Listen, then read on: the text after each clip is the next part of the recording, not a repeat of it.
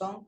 El hecho mismo de haber conocido en la primera semana, el primer tema, que es los aspectos positivos de la ira, poder saber que la ira tenía sus beneficios, porque nunca había escuchado en ninguna parte, sino a través del doctor Lynch, que la ira tenía aspectos positivos. Primero que yo decía, yo quería ayunar, yo quería orar, hacer vigilias, de todo, a ver en qué momento se me quitaba la ira, porque era algo con que luchaba tanto, era una persona muy iracunda, maltrataba a mis niñas, no podía controlarla, era algo muy fuerte. Había estallidos de ira en nosotros, mi esposo también era iracundo, y bueno, no encontramos cómo hacer. Una cosa era en la casa y otra cosa era en la iglesia y otra cosa era afuera con las personas, pero nosotros sabíamos lo que vivíamos aquí en nuestra casa. Los detonantes. Los detonantes, y cuando fuimos conociendo todos los detonantes, eso fue algo que nos, bueno, nos voló el cerebro. El solamente conocer que era una emoción que Dios te la había dado y que era beneficiosa y que no era algo, no era que estabas endemoniada ni nada de esas cosas, no, era algo, una emoción que Dios te la había dado y que tenía un propósito y que lo vamos a trabajar en el trayecto de todo este tiempo, cada uno de los fuentes de ira.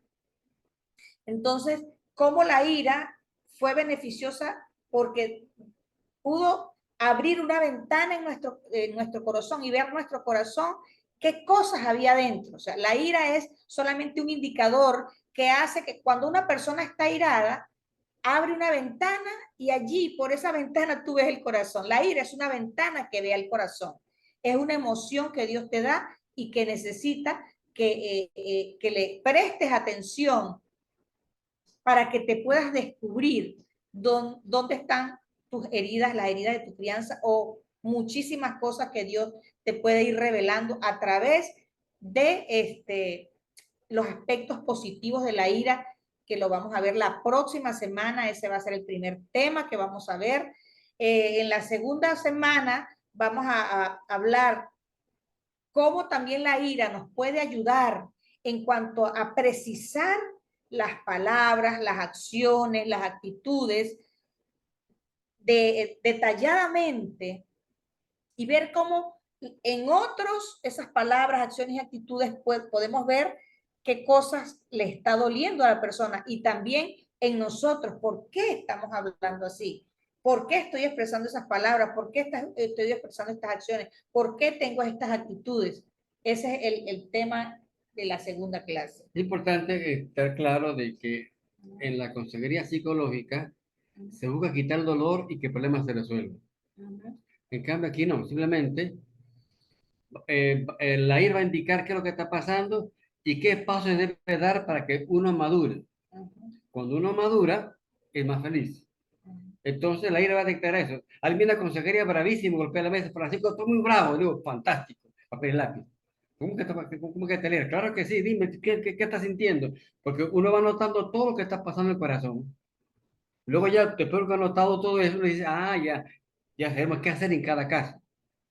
Pero no decir, mira, cálmate. No, más bien, siente la ira para saber qué está pasando, diagnosticando eso, y entonces, para luego ir modelando, hacer una persona más madura en nuestras palabras, acciones y actitudes. Ese es el norte. O sea que no es tanto resolver problemas, sino que madurar, y eso nos va a hacer que seamos personas más integrales, más felices, y entonces, aunque la otra persona no cambie.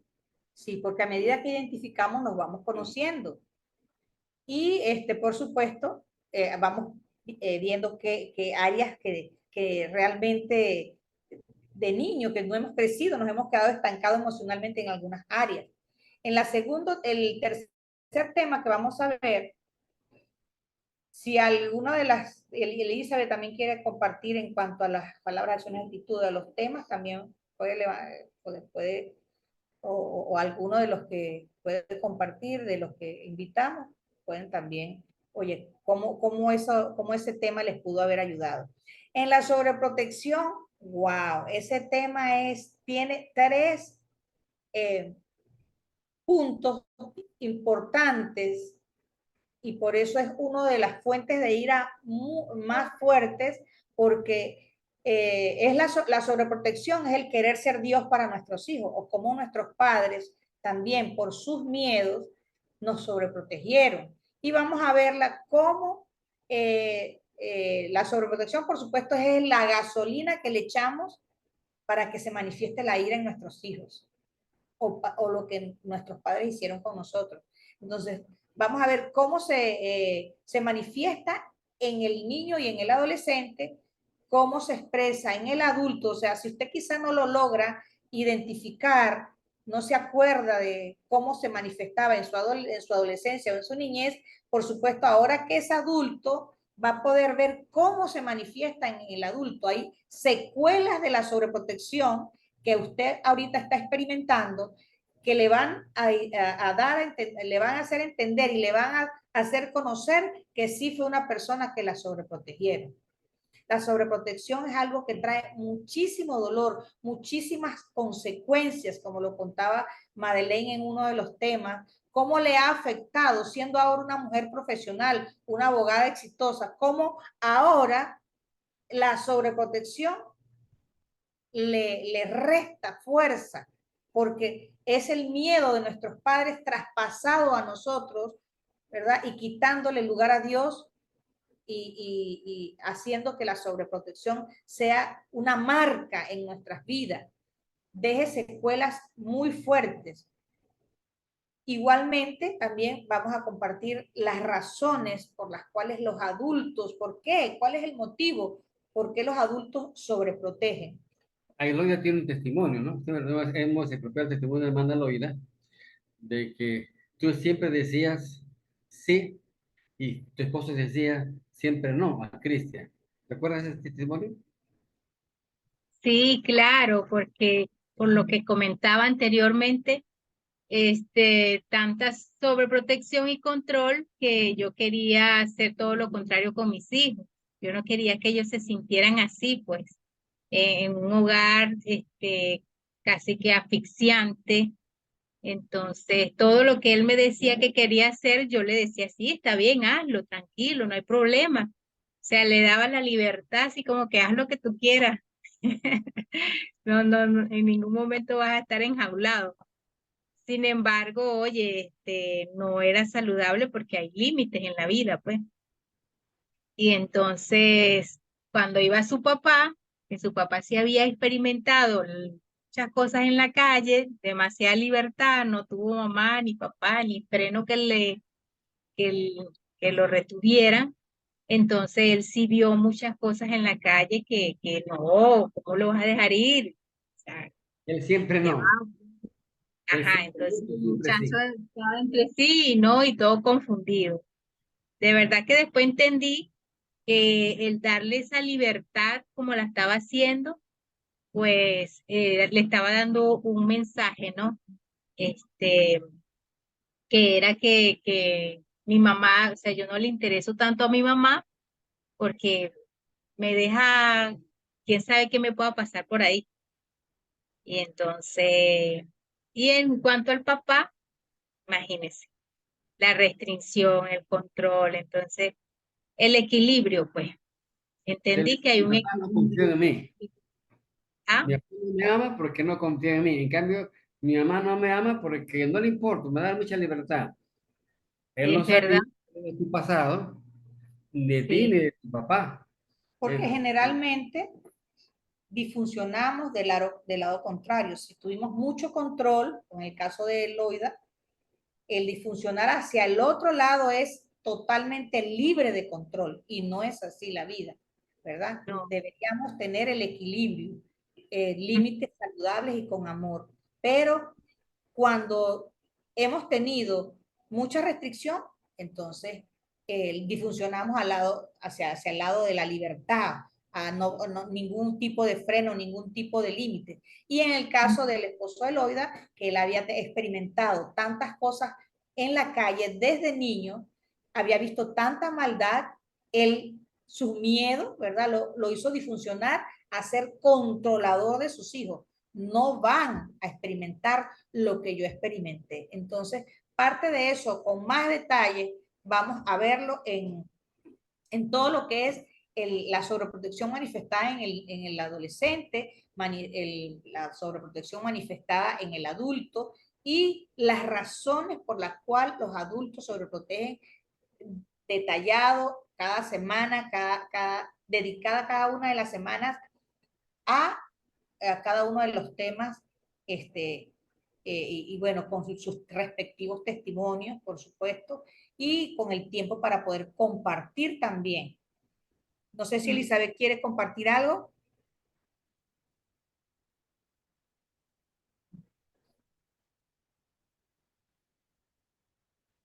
Ok.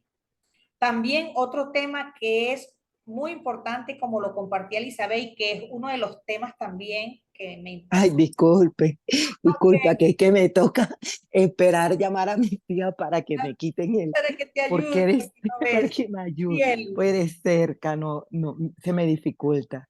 Bueno, yo creo pues que todos los que hemos leído este libro, de verdad que bueno, por lo menos a mí cada capítulo me marcó, ni hablar de la sobreprotección. Yo sobreprotegí mucho a mis hijas y pues más a la favorita.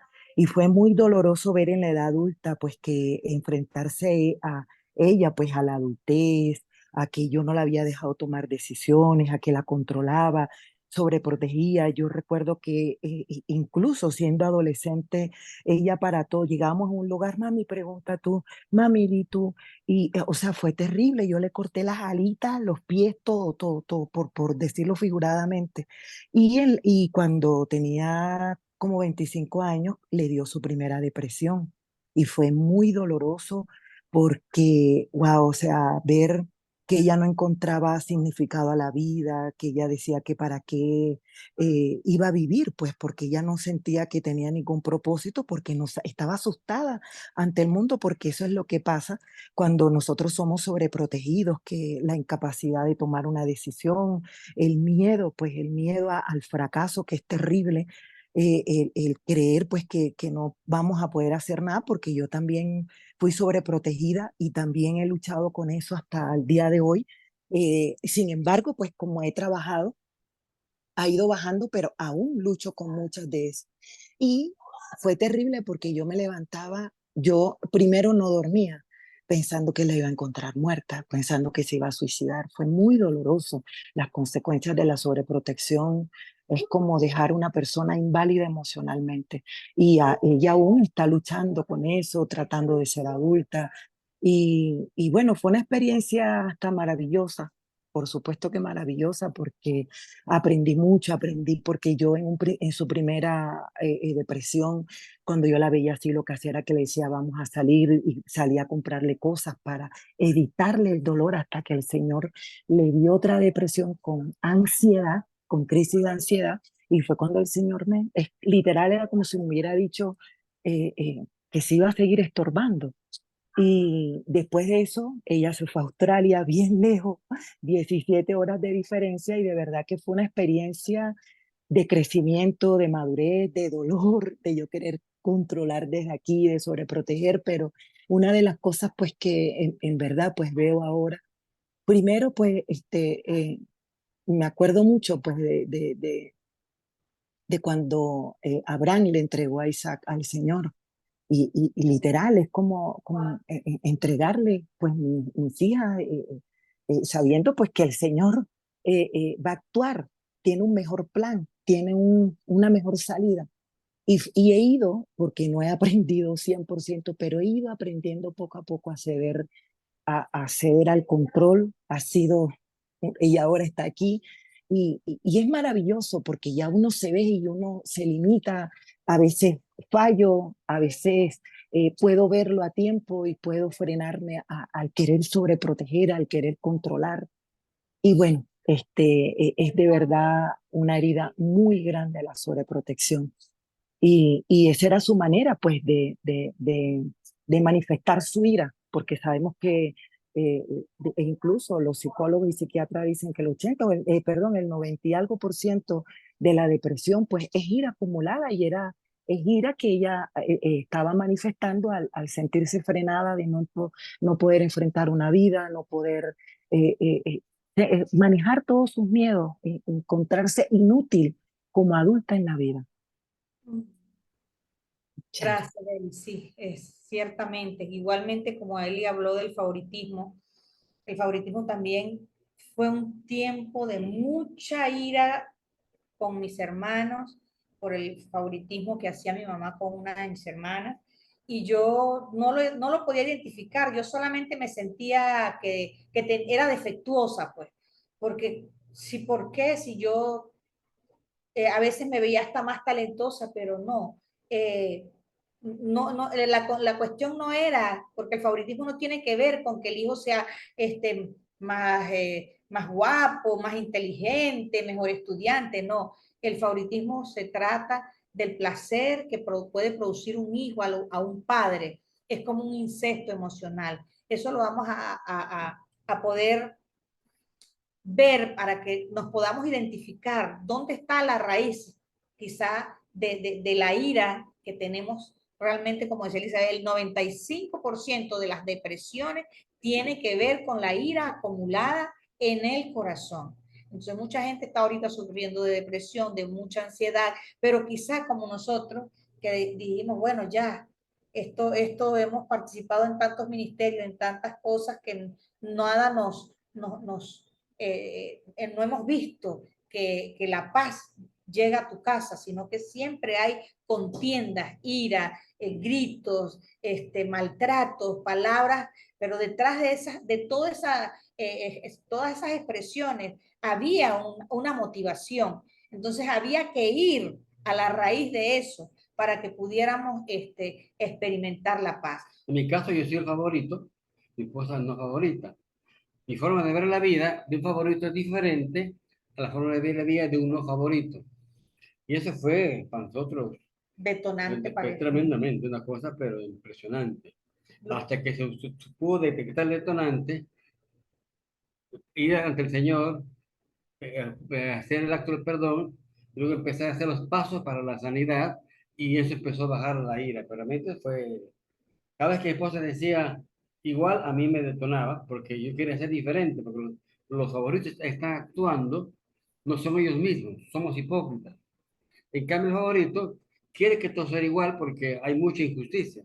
Entonces, con los hijos se manifestaba eso y eso era grandes discusiones. grandes conflictos porque él pensaba, veía la vida como fue el favorito y todo lo que sufrió por ser favorito y yo por no ser la favorita. Fíjense cómo vamos nosotros de generación en generación transmitiendo todos estos patrones pecaminosos a nuestros hijos. Y de paso, él tenía su favorita hija y yo tenía mi favorita hija. O sea, nos dimos cuenta de los que alimentaron nuestro lago de nuestra vida, nuestros padres, y cómo nosotros estábamos también transmitiendo a nuestros hijos el mismo patrón pecaminoso. Entonces, eso pudimos detectarlo y tomar control, equilibrar, calibrar, como decía Elizabeth, calibrar la disfuncionalidad que teníamos, lo que también nos pasaron a nosotros, nos dejaron el legado de ira, ¿verdad? El detonante de la ira, pudimos identificarlo y también cómo lo estábamos haciendo con nuestros hijos. Cuando estamos de forma inconsciente, el control, el daño es inmenso. Y cuando uno está consciente, ya es menos, ya sale frenado. Por eso es importante detectar qué es lo que pasó en nuestra infancia y saber qué hacer de aquí en adelante. Otro tema que es súper interesante y que también marcó mi vida fue el rechazo. Tenía mucho, no identificaba el rechazo. Es como cuando algo te pica y no sabes dónde te pica. Quieres rascarte en algún lugar, pero no sabes dónde.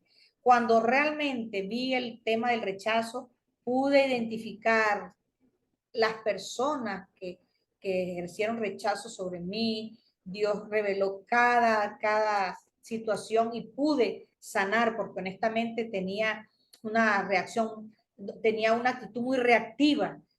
¿Por qué? Porque todo creía que era conmigo, pues todo todo el que tocaba un área en mí, había muchos botones calientes de rechazo,